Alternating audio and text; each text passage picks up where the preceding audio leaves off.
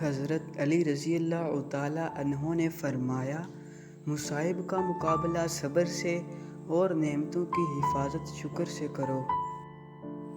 عقل مند وہ ہے جو اپنی زبان کو غیبت سے بچائے، اور مومن وہ جس کا دل شک سے پاک ہو۔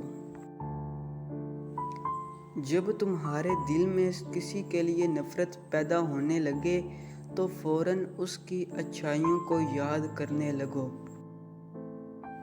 سب سے پہلی عبادت یہ ہے کہ انسان مصیبت میں صبر کر لے، اللہ تعالیٰ کی طرف سے مدد کا منتظر رہے۔ جب کسی شخص کی عقل کامل ہو جاتی ہے تو اس کی گفتگو میں کمی آ جاتی ہے۔